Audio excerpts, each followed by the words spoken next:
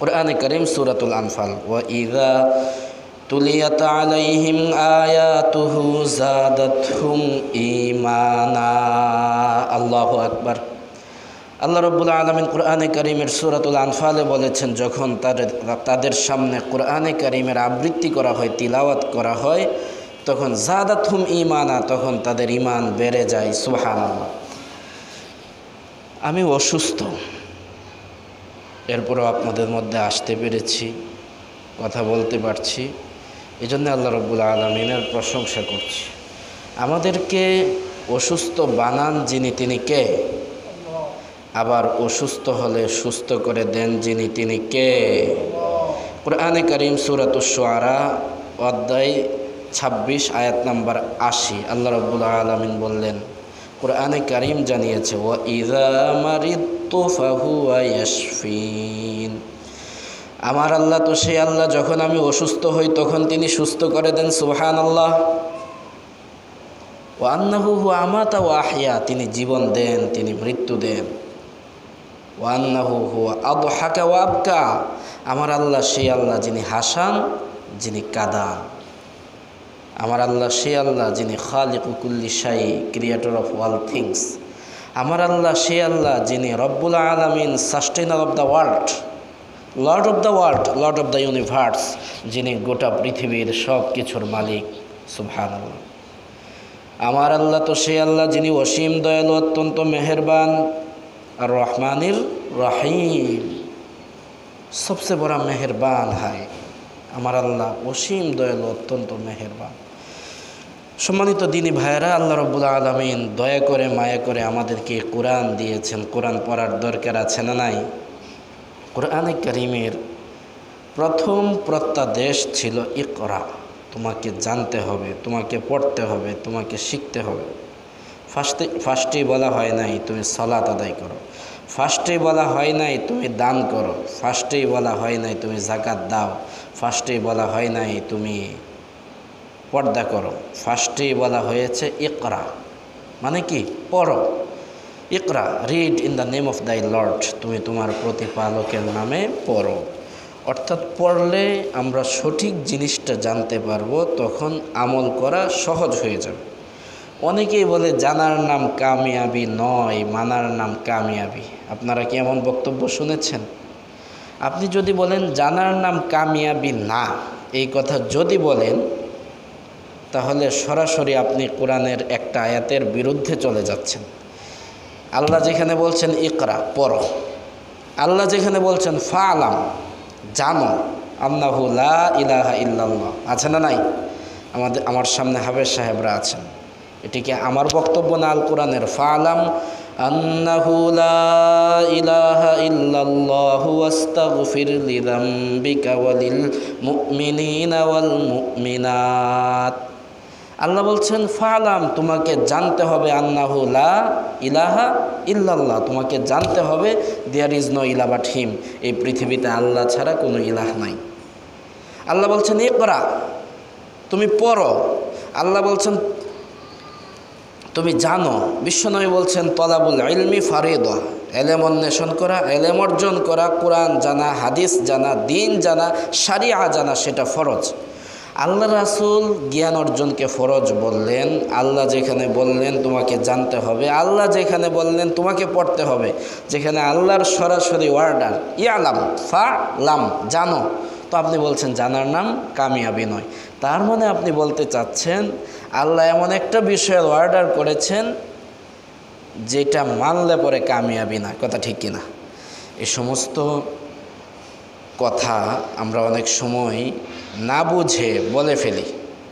এ ব্যাপারে আমাদের আরও সতর্ক হওয়া লাগবে। আমি বলতে চাই আজকে জানার নাম কামিয়াবি যদি সেই জানাটা সঠিক হয়, জানার নাম কামিয়াবি যদি সেই জানাটা কোরআন জানা হয়, জানার নাম অবশ্যই কামিয়াবি যদি সেই জানাটা ইসলাম জানা হয়, জানার নাম অবশ্যই কামিয়াবি হবে যখন সেই জানাটা হবে শারিয়ার জানা, শারিয়ার নলেজ। এই জন্যে আমরা সঠিক জিনিস জানতে রাজি আছি না নাই? আল্লাহ আমাদেরকে কবুল করুন, বলি আমিন। এই কোরআন যদি আপনি পড়েন, খুশি হবেন যিনি, তিনি কে? বিশ্বনবী সাল্লাল্লাহু আলাইহি ওয়াসাল্লাম বলেছেন এই কোরআন কাল কিয়ামতের দিন সুপারিশ করবে। আল কুরআনু শাফিউন মুশাফফাউন, কোরআন এমন সুপারিশকারী যার সুপারিশ কবুল করা হবে।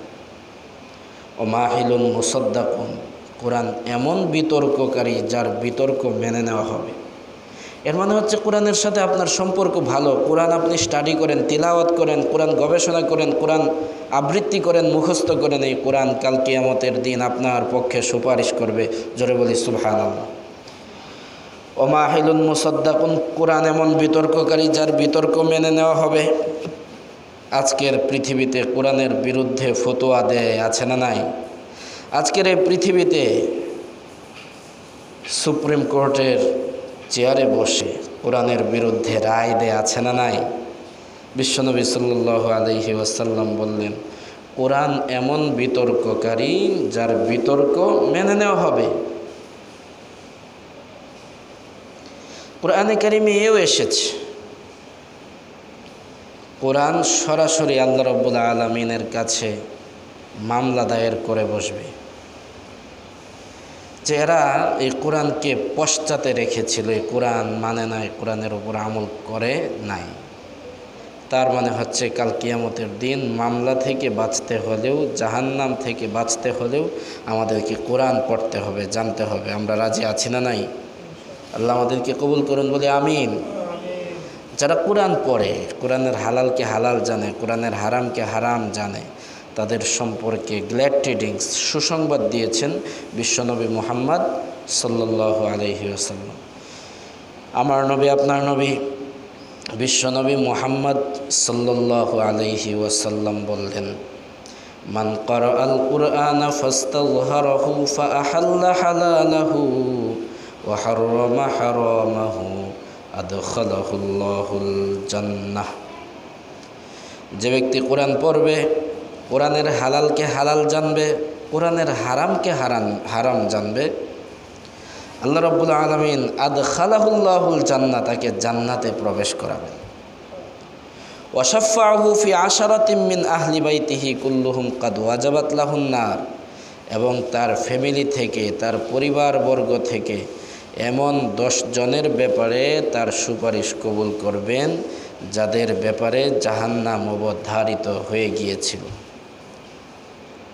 এর মানে হচ্ছে আজকে যদি আমরা আমাদের নেক্সট জেনারেশনকে কোরআন শিখাতে পারি, আমার ছেলেকে, আমার মেয়েকে, আমার ভাতিজাকে, আমার ভাগ্নেকে কোরআন শিখাতে পারি, আশা করতে পারি কাল কিয়ামতের দিন, on the day of judgement, on the day of resurrection, কাল কিয়ামতের দিন এই সন্তান, এই ভাতিজা, এই ছেলে, এই মেয়ে আমার জন্যে সুপারিশ করবে।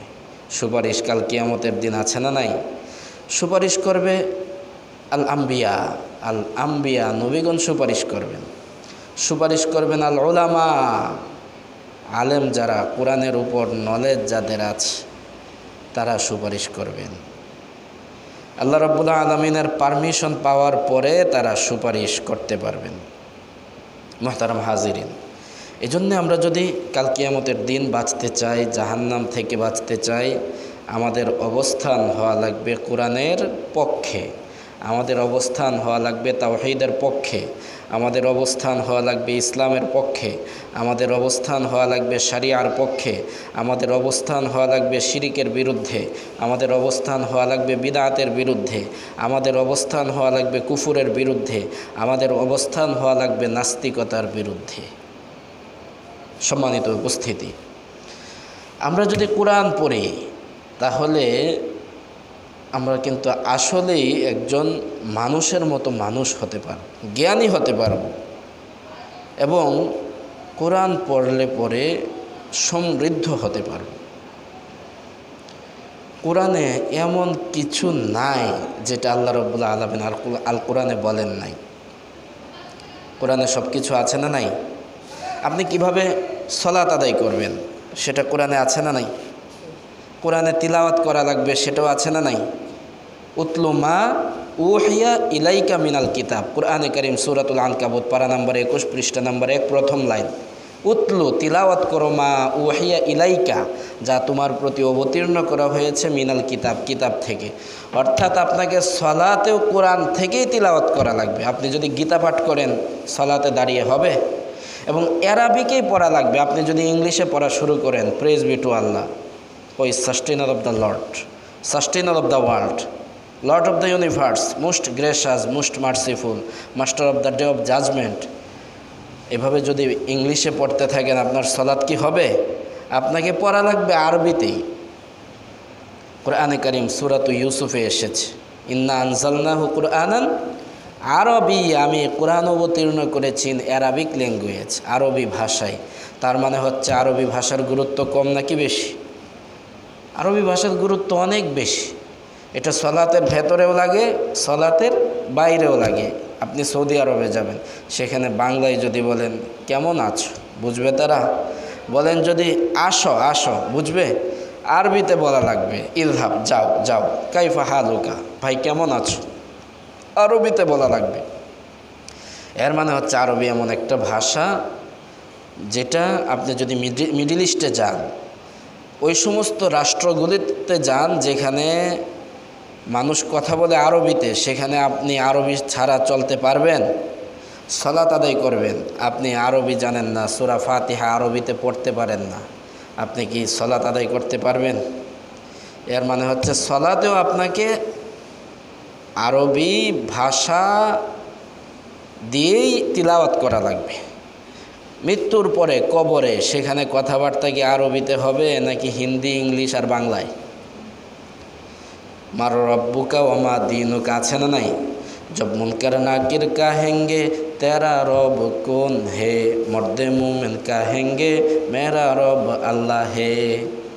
সেখানে প্রশ্ন হবে তোমার রবকে, তোমার দিন কি ছিল, তোমার নবী কে ছিলেন। এই প্রশ্নগুলো কোন ভাষায় হবে? আরবি ভাষায়। তার মানে হচ্ছে আরবি এমন একটা ভাষা যেটা মাটির উপরেও লাগে, মাটির নিচেও লাগে। এজন্য আমরা আরবি ভাষাটাকে রপ্ত করতে রাজি আছি না নাই? আরবি ভাষাটাকে আমরা শিখব, আমাদের সন্তানদেরকে শেখাবো। সম্মানিত উপস্থিতি, আল্লাহ রাব্বুল আলামিন যে কোরআন দিয়েছেন, সে কোরআনে আপনার সালাতের জন্য ওযু কিভাবে করবেন আছে না নাই? কোরআনে কারীম সূরাতুল মায়েদা অধ্যায় 5 আয়াত নম্বর 6 আল্লাহ রাব্বুল আলামিন বলছেন, ইয়া আইয়ুহাল্লাযীনা আমানু ইযা কুমতুম ইলাস সালাতি ফাগসিলু ওয়ুজুহাকুম ওয়া আইদিয়াকুম ইলাল মারাফিকি ওয়ামসাহু বিরুউসিকুম ওয়া আরজুলাকুম ইলাল কা'বাইন ওয়া ইন কুনতুম জুনুবান ফাত্তাহহারু ওয়া ইন কুনতুম মারদা আও আলা সাফারিন আও জাআ আহাদুম মিনকুম মিনাল গায়িত আও লামাস্তুমুন নিসা ফালাম তাজিদু মাআন ফাতায়াম্মামু সাঈদান তাইয়্যিবা। সম্মানিত উপস্থিতি, আমরা ওযু করতে যাব। কিভাবে ওযুটা করব, ওযু করার রুলস কি, সরাসরি আল্লাহ রাব্বুল আলামিন কোরআনে কারীমের সূরাতুল মায়েদায় বলেছেন। হে ঈমানদাররা ও বিলিভার্স, ইযা কুমতুম ইলাস সালাতি, যখন তোমরা সালাতে দাঁড়াতে যাবে তখন কি করা লাগবে? ফাগসিলু ওয়ুজুহাকুম, চেহারা ধৌত করা লাগবে।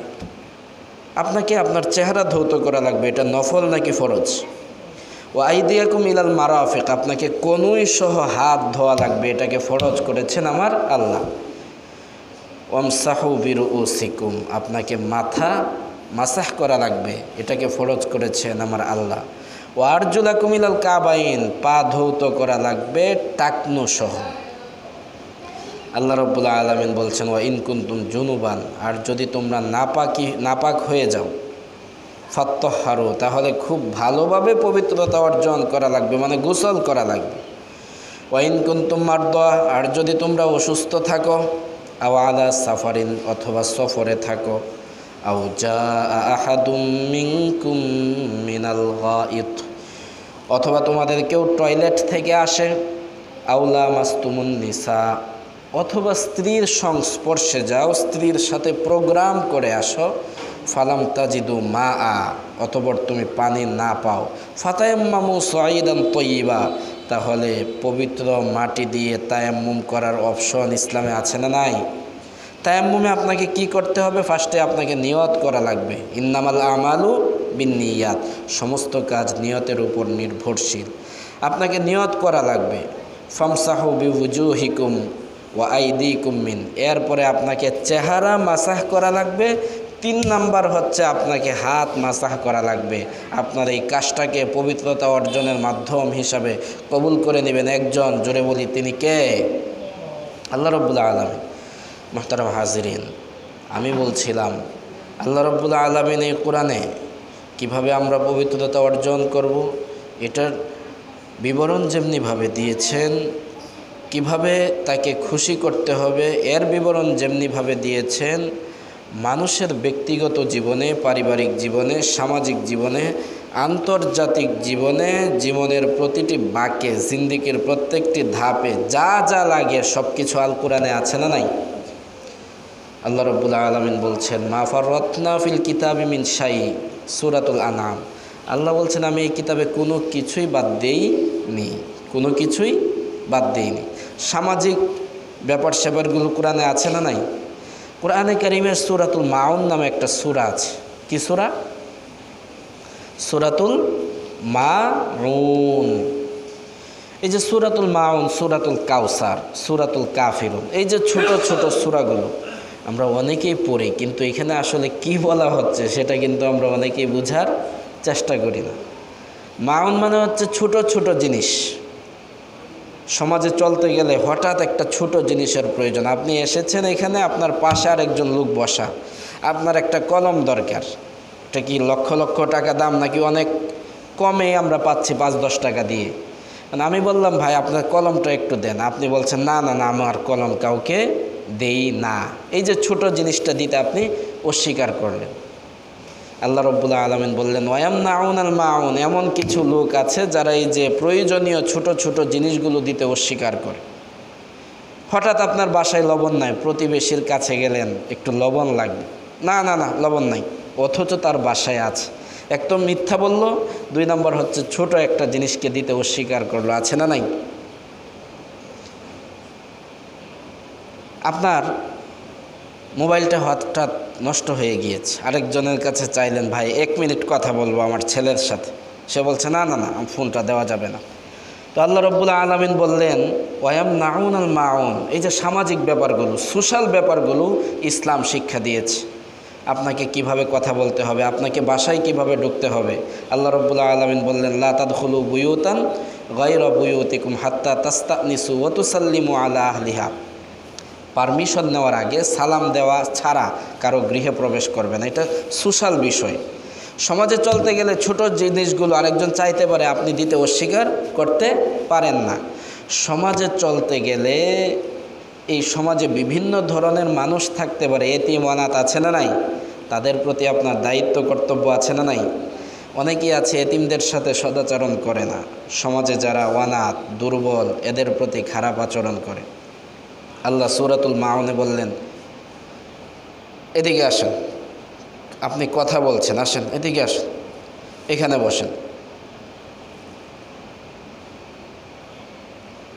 আল্লাহ রাব্বুল আলামিন বললেন আর আইতাল্লাযী ইউকাযযিবু বিদ্দীন, তুমি কি তার প্রতি লক্ষ্য করেছো যে দিনকে, ধর্মকে, ইয়াউমুল জাযা প্রতিদান দিবসকে, ডে অফ রিজাকশন পুনরুত্থান দিবসকে অস্বীকার করে, ডে অফ জাজমেন্ট বিচার দিবসকে অস্বীকার করে।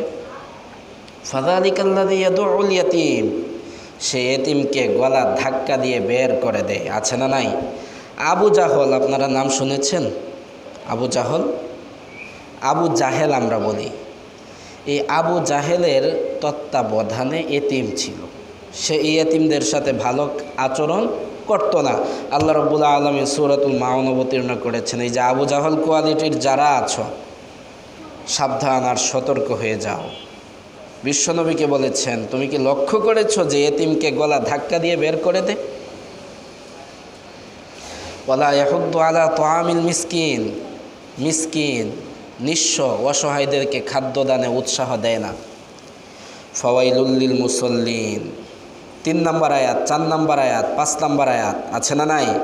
মুনাফিক কোয়ালিটির লোক আছে যারা সালাত আদায় করে না, আবার কেউ কেউ আছে সালাত তো আদায় করে কিন্তু মানুষকে দেখানোর জন্যে।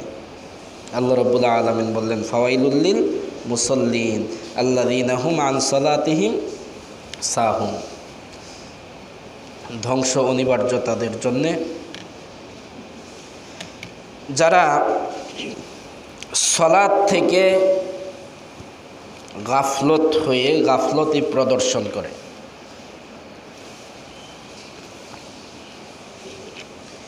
মানুষকে দেখানোর জন্য সালাত আদায় করে, এদের জন্যে ওয়াল দুজক, ওয়াল নামে একটা দুজক আছে না নাই? আবার ওয়াল অর্থ হচ্ছে পারডিশন, ধ্বংস অনিবার্য তাদের জন্যে। কোন সূরা থেকে বলছি? সূরাতুল মাউন।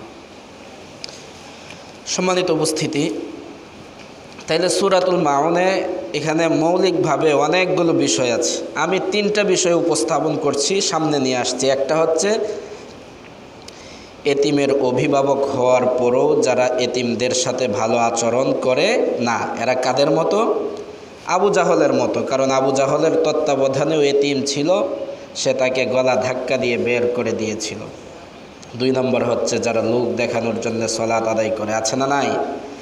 3 নম্বর হচ্ছে যারা ছোটোখাটো জিনিসগুলোকে হালকাভাবে দেখে এবং ছোটোখাটো বিষয়গুলোকে মানুষের হাতে অর্পণ করতে অস্বীকার জানায়। সম্মানিত উপস্থিতি, আমি বলছি কোরআনে কারিমে আল্লাহ রাব্বুল আলামিন কোনো কিছুই বাদ দেননি। এখানে সোশ্যাল ব্যাপারগুলো আছে, সামাজিক বিষয়গুলো। সালাতের ব্যাপারে কোরআনের বক্তব্য আছে না নাই? ইন্না আতাইনা কাল কাউসার ফাসল্লি। এই সল্লি মানে সালাত আদায় করো, এস্টাবলিশ প্রেয়ার, তোমাকে সালাত আদায় করতেই হবে। বলেছেন যিনি, তিনি কে? এর আগে ফার্স্টে আল্লাহ রাব্বুল আলামিন বললেন, ইয়া রাসূলুল্লাহ, আমি আপনাকে কাউসার দিয়েছি। কি দিয়েছি? কোরআনের সবচেয়ে ছোট সূরা কি? সূরাতুল কাউসার। একটু কথা বলা লাগবে, একটু আওয়াজ দিয়ে বলি। সবচেয়ে ছোট সূরা যেটি, সেটি কি? আবার বলুন, সেটি কি? আবার বলুন, সেটি কি? কাউসার। কাউসার দিয়েছেন, এই জন্য বলি আলহামদুলিল্লাহ। বলি আলহামদুলিল্লাহ। সবাই বলছি না, সবাই বলি আলহামদুলিল্লাহ। জোরে বলি আলহামদুলিল্লাহ। মুসলিমদের আওয়াজ আসতে হবে নাকি জোরে? শিয়ালের মতো নাকি সিংহের মতো? আবার বলি আল্লাহু আকবার। আল্লাহ বললেন, আমি আপনাকে কাউসার দিয়েছি। কাউসারের অর্থ আমি পেলাম প্রায় 50টা। কয়টা? বলে কি শেষ করা যাবে? কুরআনে কারীম সূরাতুল লুকমান আয়াত নাম্বার 27, পারা নাম্বার 21, পৃষ্ঠা নাম্বার 12, 14 এবং 15 নম্বর লাইন। ভূপৃষ্ঠে যত বৃক্ষ আছে সমস্ত বৃক্ষ যদি কলমে পরিণত হয়, সমুদ্রের সাথে 7 সমুদ্র যুক্ত করে যদি কালি বানানো হয়, সেই কলম আর কালি দিয়ে যদি আল্লাহর গুণকীর্তন বক্তব্য আরম্ভ করা হয়, এই কোরআনের তাফসির করা, লেখা আরম্ভ করা হয়, শেষ হবে? হবে না। কাউসারের একটা অর্থ হচ্ছে হাউজে কাউসার। কি বললাম? এখন এর হাউজে কাউসারের পানিটা কেমন হবে, রং কেমন হবে, মিষ্টি কতটুকু, এর বিবরণ দেওয়ার জন্য কমপক্ষে 2 ঘন্টা লাগবে। একটা অর্থ হচ্ছে হাউজে কাউসার, আরেকটা অর্থ হচ্ছে নবুয়াত, আরেকটা অর্থ হচ্ছে রিসালাত, আরেকটা অর্থ হচ্ছে শারাফাত, আরেকটা অর্থ হচ্ছে কারামাত, আরেকটা অর্থ হচ্ছে ইজ্জত, আরেকটা অর্থ হচ্ছে সম্মান। অর্থাৎ বিশ্বনবীকে বলছেন, ইয়া রাসূলুল্লাহ, আপনাকে নবুয়াত, রিসালাত, শারাফাত, কারামাত, ইজ্জত, সম্মান, হাউজে কাউসার এভরিথিং দিয়েছি, এভরিথিং দিয়েছি, সব কিছুই দিয়েছি। এরপরেও কি আপনি শুকরিয়া আদায় করবেন না? আপনাকে শুকরিয়া আদায় করতেই হবে। শুকরিয়া আদায় করা যায় জবান দিয়ে। এই যে আলহামদুলিল্লাহ বলছি, কি দিয়ে শুকরিয়া আদায় করছি? জবান দিয়ে। একটু পরে যদি সালাত আদায় করি, সেই শুকরিয়াটা আদায় করব আমার বডি দিয়ে। আমি যদি আল্লাহর জন্য 5টা টাকা কাউকে দেই, তাহলে সেই শুকরিয়াটা আদায় হবে অর্থ আর টাকা পয়সা দিয়ে। আমি যদি হজ করতে যাই, তাহলে সেই শুকরিয়া আদায় হবে টাকা দিয়ে, পয়সা দিয়ে, আবার শরীর দিয়ে। আপনি শরীর দিয়ে সেখানে আপনি তওয়াফ করবেন, আপনি সেখানে ইবাদত বন্দেগী করবেন, কিন্তু টাকা নাই, আপনি কি মক্কায় যেতে পারবেন? আবার টাকা আছে, আপনি গেলেন, কার্যক্রমগুলো যদি ভালোভাবে না করেন, তাহলে কি শুকরিয়া আদায় হবে? তো আল্লাহ রাব্বুল আলামিন বললেন, তুমি এই শরীর দিয়ে শুকরিয়া আদায় করে সালাত আদায় করবে, আর অর্থ দিয়ে শুকরিয়া আদায় করবে, তুমি আল্লাহর জন্য প্রাণী উৎসর্গ করবে। আল্লাহ বললেন, ওয়ানহার, কুরবানি করো। এই সূরা কাউসারটা কেন অবতীর্ণ হয়েছিল? বিশ্বনবী সাল্লাল্লাহু আলাইহি ওয়াসাল্লামকে আল্লাহ 4 জন সন্তান দিয়েছিলেন। কয়জন? পুত্র সন্তান 4 জন দিয়েছিলেন, তাহের, তৈয়েব, কাসেম। আরেকজন পুত্র ছিল ইব্রাহিম। আরেকজন পুত্রের নাম কি ছিল? ইব্রাহিম। 3 জন ছেলে মারা গেলেন, বাকি রইলেন ইব্রাহিম। আবু জাহল সংসদীয় অধিবেশন ডাকলো, শুরু হলো তাদের সংসদীয় আলোচনা। আলোচ্য বিষয় ছিল বিশ্বনবীর সমালোচনা। এক সদস্য দাঁড়িয়ে বলল, মাননীয় স্পিকার, আপনাকে ধন্যবাদ। মুহাম্মদ সাল্লাল্লাহু আলাইহি ওয়াসাল্লামের ধর্ম, কর্ম, তার আদর্শ, তার দিন শরিয়াত বেশি দিন টিকে থাকবে না, কারণ ইতিমধ্যে তার 3 জন পুত্র সন্তান বিদায় গ্রহণ করেছেন। আরেকজন শয্যাশায়ী, বিছানায় কাতরাচ্ছেন, অসুস্থ, সেও দুনিয়া থেকে চলে যাবে। তারপরে তার এই মিশন ভীষণ কে চালাবে? বিশ্বনবী সাল্লাল্লাহু আলাইহি ওয়াসাল্লামের মনে এমনিই খারাপ ছিল।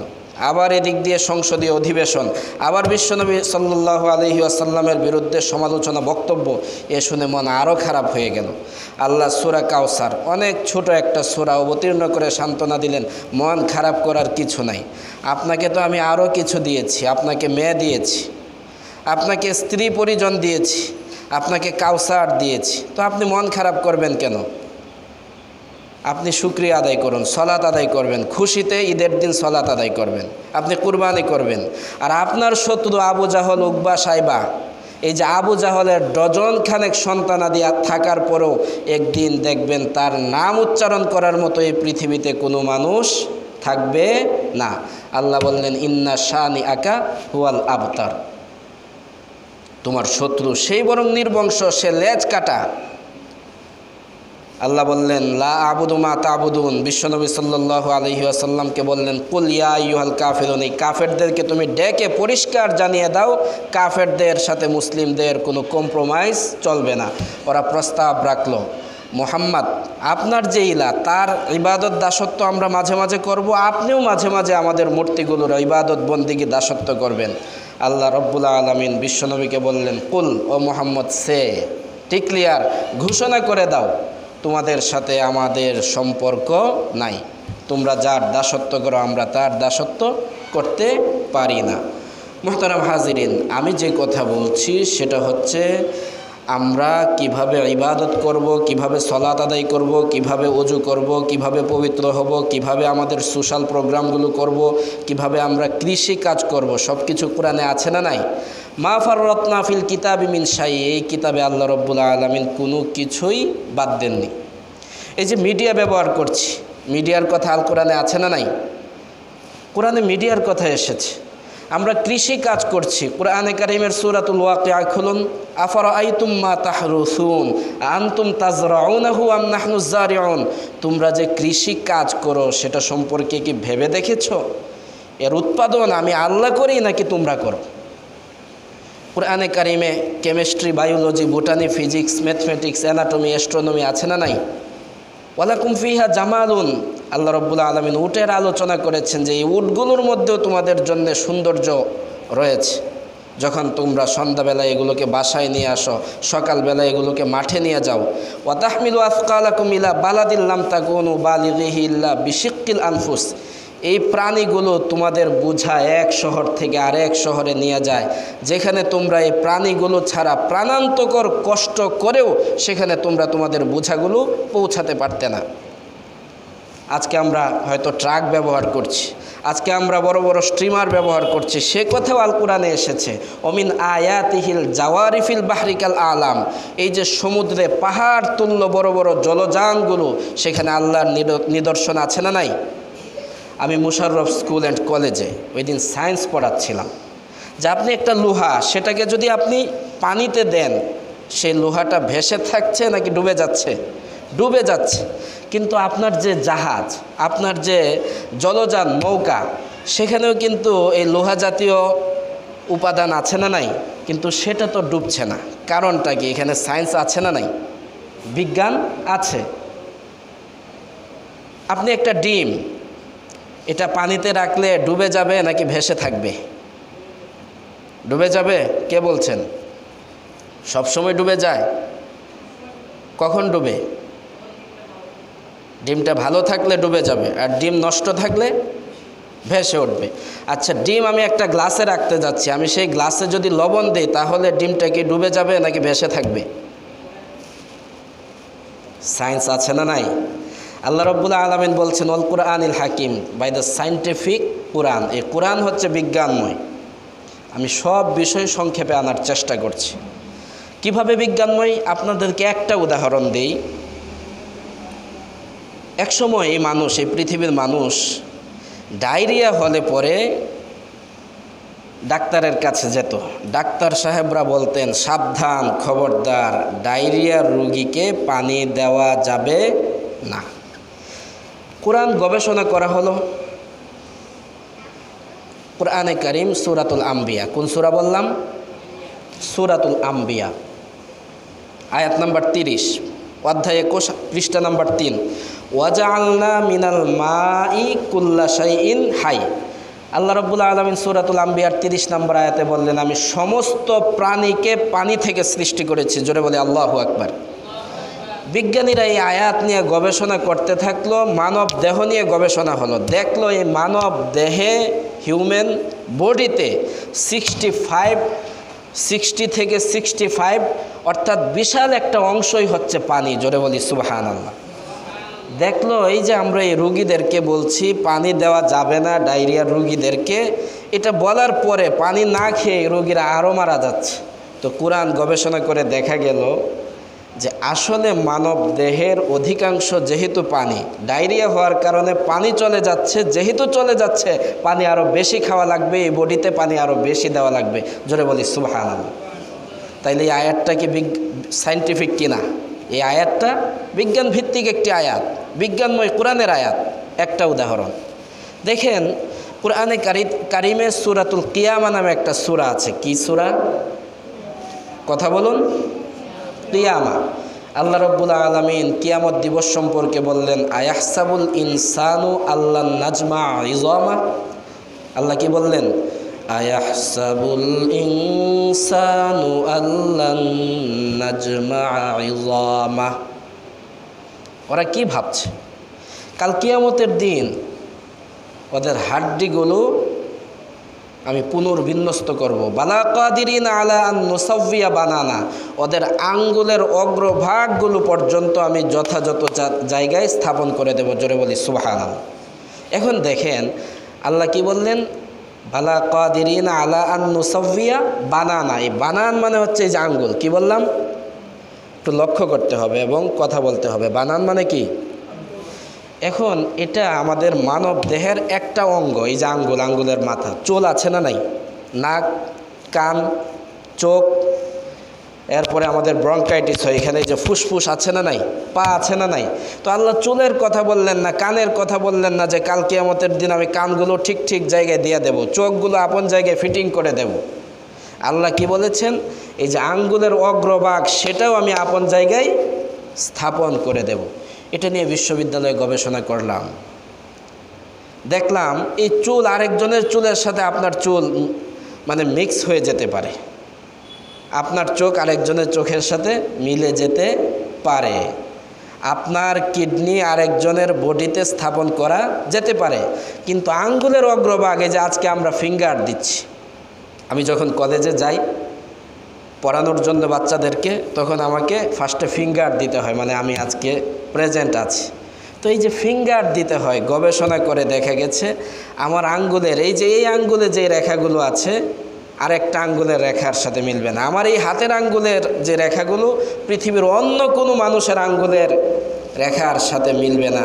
এমন সুন্দরভাবে গোটা পৃথিবীর সব কিছুকে সৃষ্টি করেছেন যিনি, তিনি কে? এই জন্যই আল্লাহ রাব্বুল আলামিন বললেন অল কুরআনিল হাকিম। এটা হচ্ছে বিজ্ঞানময় কোরআন। দেখেন এই যে আমরা বিভিন্ন বস্তু দেখছি, বিভিন্ন জিনিস দেখি, বড় জিনিস তো বড় জিনিস, সবচেয়ে ছোট জিনিস সেটাকে আমরা কি বলি? অণু পরমাণু। কি বলি? অণু পরমাণু। তো একসময় বিজ্ঞানীরা বলছে পৃথিবীতে সবচেয়ে ছোট বস্তু যেটা সেটা হচ্ছে অণু আর পরমাণু। কি সবচেয়ে ছোট বস্তু যেটা সেটা কি? কোরআনে বলা হয়েছে যাররা, অণু পরিমাণ বস্তু। সেটা কেউ যদি কাল কিয়ামতের দিন আল্লাহ রাব্বুল আলামিনের সামনে নিয়ে যায়, মিসকালা যাররাতিন খাইরান ইয়ারা, অল্প পরিমাণ ভালো কিছু নিয়ে গেলে সেটাকেও দেখবে। ওমাই ইয়ামাল মিসকালা যাররাতিন শাররান ইয়ারা, একেবারে অনুপরিমাণ খারাপ কিছু নিয়ে গেলেও সেটাকে কাল কিয়ামতের দিন সে দেখতে পারবে। এখন লক্ষ্য করেন আল্লাহ কি বললেন? যাররা মানে অনুপরিমাণ বস্তু। এই পৃথিবীর মানুষ অনুবাদ করেছে অনু, সবচেয়ে ছোট বস্তু।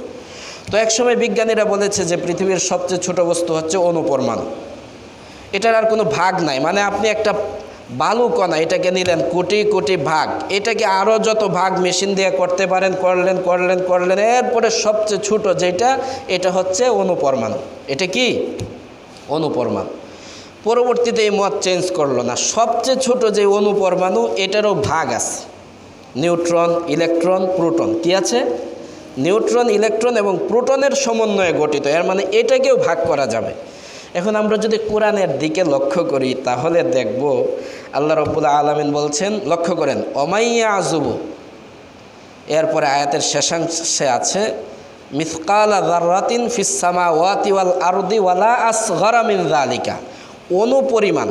এটা কি? মিসকালা যাররা, অনুপরিমাণ। ওয়ালা আসগারা মিন যালিকা, আসগার ইসমে তাফজিলের সিগা, মানে এর চেয়ে একবারে ছোট জিনিসও যদি থাকে সেটাও গোপন নয় একজনের কাছে। জোরে বলুন তিনি কে? তার মানে হচ্ছে বিজ্ঞানীরা আরও পরে যেটা ভাগ মানে খুঁজে বের করলো যে অনুপরমাণুকে ভাগ করা যাবে, এবং এটাও কয়েকটা জিনিসের সমন্বয়ে গঠিত, সেটা হচ্ছে নিউট্রন, ইলেকট্রন, প্রোটন। আমরা কোরআনের দিকে যদি তাকাই, ১৫০০ বছর আগে যে কোরআন অবতীর্ণ হয়েছে সেখানে আমরা দেখতে পাচ্ছি আল্লাহর পরিষ্কার ঘোষণা যে অনুর চেয়েও আসগারা, অধিক ছোট বস্তু আছে, আর থাকার কারণে সেটাও গোপন নয় যার কাছে তিনি কে। তার মানে কোরআন সায়েন্টিফিক, বিজ্ঞানময় কোরআন হলো কি না? কোরআনে কারীম সূরাতুল আনআম, কি বললাম? পারা নাম্বার ৮, পৃষ্ঠা নাম্বার ৩। লক্ষ্য করেন, এটাও একটা সায়েন্টিফিক আয়াত।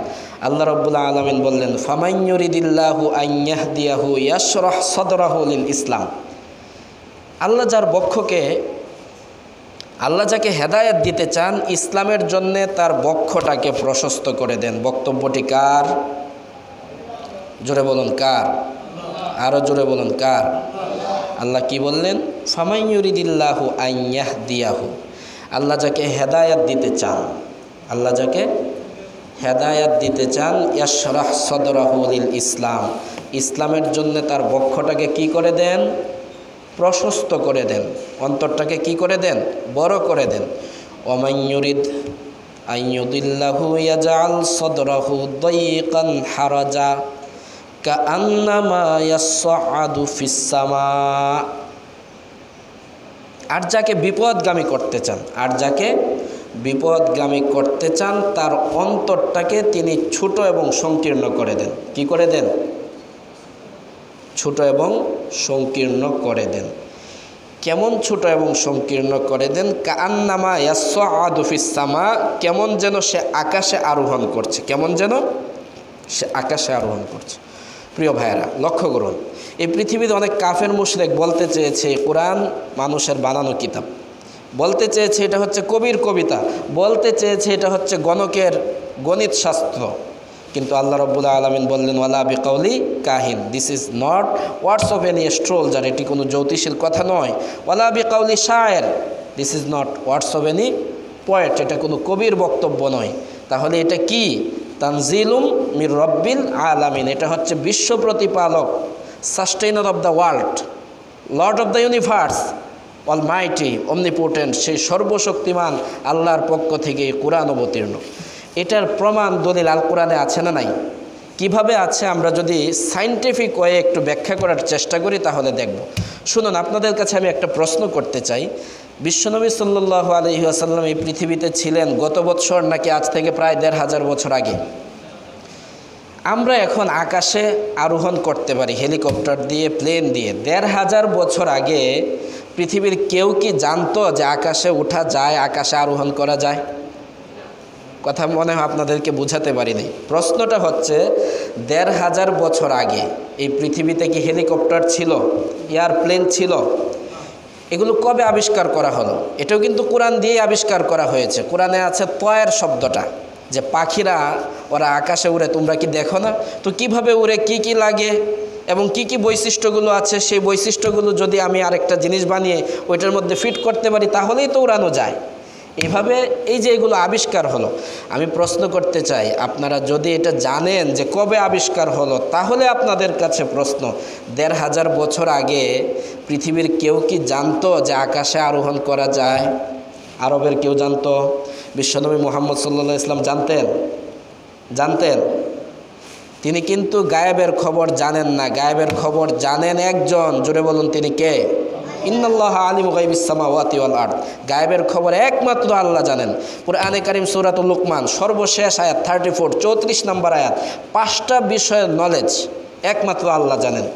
ইন্নাল্লাহা ইনদাহু ইলমুস সাআ, knowledge of the hour of judgement, কিয়ামত দিবসের খবর কবে হবে এটা জানেন যিনি, তিনি কে? মাতৃগর্ভে বাচ্চা যেটা আছে এর ভবিষ্যৎ কী হবে, এ কি সুস্থ হবে, কানা ল্যাংড়া নাকি ভালো হবে, এবং নির্দিষ্ট একটা সময় পর্যন্ত ছেলে না মেয়ে হবে এটাও পৃথিবীর কেউ জানে না। বৃষ্টি কবে, কতটুকু, কোথায়, কিভাবে হবে জানেন যিনি, তিনি কে? আগামীকাল কে কতটুকু সম্পদ উপার্জন করবে এটা জানেন যিনি, তিনি কে? কার কোথায় মৃত্যু হবে, কোন দেশে মৃত্যু হবে এটা আমি জানি না, পৃথিবীর কেউ জানে না, জানেন যিনি, তিনি কে? তো আমি বলছি বিশ্বনবী সাল্লাল্লাহু আলাইহি ওয়াসাল্লামও জানতেন না আকাশে যাওয়া যায়। কোরআন যদি বিশ্বনবীর বানানো বক্তব্য হতো তাহলে তিনি মিলিয়ে মিলিয়ে আরবের সাথে বলতেন যে ওই যে অন্তর ছোটো হয়ে যাবে ভয় পেলে, যেমন ওই যে আরব সাগর, যেহেতু বিশ্বনবী সাল্লাল্লাহু আলাইহি ওয়াসাল্লাম জাজিরাতুল আরবে ছিলেন, পাশেই ছিল আরব সাগর। কি সাগর? তিনি হয়তোবা বলতে পারতেন যে আরব সাগরের পাশে গেলে এই ঢেউ দেখলে, দুর্বল মনের মানুষেরা এই ঢেউ দেখলে হঠাৎ করে ভয় পেয়ে অন্তরটা যেমন সংকীর্ণ হয়ে যায় এমন সংকীর্ণ হয়ে যেতে পারে, যদি কোরআন তার বানানো বক্তব্য হতো। অথবা বলতে পারতেন ওই যে পাশে উহুদ পাহাড়, কি পাহাড়, যে উহুদ পাহাড়ে উঠলে অন্তর যেমন সংকীর্ণ হয়ে যায় এমন সংকীর্ণ হয়ে যেতে পারে। কিন্তু আসলে কি বলা হয়েছে যে উহুদ পাহাড়ে উঠলে যেমন সংকীর্ণ হবে এমন সংকীর্ণ হয়ে যাবে? এমন কি বলা হয়েছে আরব সাগরের পাশে গেলে যেমন অন্তর সংকীর্ণ হবে এমন সংকীর্ণ হবে? বলা হয়েছে কেমন যেন সে আকাশে উড়ে। আজকে এই আয়াত নিয়ে গবেষণা হলো, দেখা গেল উপরে উঠলে, ঊর্ধ্বজগতে উঠলে পরে সেখানে অক্সিজেনের পরিমাণ বেড়ে যায় নাকি কমে যায়? অক্সিজেন যখন সেখানে কম, শ্বাস প্রশ্বাস নিতে আরাম লাগে নাকি কষ্ট হয়? এমত অবস্থায় অন্তর কি প্রশস্ত হয় নাকি সংকীর্ণ হয়? এটাই আল্লাহ বলেছেন, ওমাইয়ুরিদ আইয়ুদিল্লাহু ইয়াজআল সাদরাহু দায়িকা। আল্লাহ যাকে বিপদগামী করতে চান তার অন্তরটাকে এমন সংকীর্ণ করে দেন কেমন যেন সে আকাশে আরোহণ করছে। এর মানে হচ্ছে এই আয়াত থেকেও বোঝা যায় এই কোরআন পৃথিবীর কারো বক্তব্য নয়, এই কোরআন মানুষের বক্তব্য নয়। এই কোরআন যিনি অবতীর্ণ করেছেন তিনি কে? তার হুকুম আমরা মানতে রাজি আছি না নাই? তার নবী বিশ্বনবী মুহাম্মদ সাল্লাল্লাহু আলাইহি ওয়াসাল্লামকে শেষ নবী এবং রাসূল মানতে রাজি আছি না নাই? আমরা কোরআন অনুসরণ করব, আমরা বিশ্বনবী সাল্লাল্লাহু আলাইহি ওয়াসাল্লামের সুন্নাহর অনুসরণ করব। পরিশেষে বলতে চাই, আপনি যদি কোরআনের সাথে সম্পর্ক না রাখেন, আল্লাহর সাথে সম্পর্ক না রাখেন, একটা মাত্র শিরিক করেন, সম্পর্কটা আল্লাহর সাথে নষ্ট হয়ে যাবে। কুরআনে কারীম সূরাতুজ জুমার আয়াত নাম্বার 65 অধ্যায় 39 পারা নাম্বার 24 পৃষ্ঠা নাম্বার 4 আল্লাহ রাব্বুল আলামিন সতর্ক করেছেন, লা ইন আশরাকতা লা ইয়াহবাতুন্না আমালুক, যদি তুমি শিরিক করো তোমার সব আমল বরবাদ হয়ে যাবে। জোরে বলি নাউজুবিল্লাহ। আর যদি বেদাত করেন, বিশ্বনবী সাল্লাল্লাহু আলাইহি ওয়াসাল্লামের সুন্নাহ বাদ দিয়ে মন গড়া কোনো কিছুকে সুন্নাহ মনে করা, এটা হচ্ছে বিদআত। যেটা শরীয়ত নয়, যেটা ইসলাম নয়, যেটা কোরআন নয়, যেটা হাদিস নয়, যেটা সুন্নাহ নয়, সেটাকে শরীয়ত মনে করে, সেটাকে ইসলাম মনে করে, সেটাকে ধর্মের কাজ মনে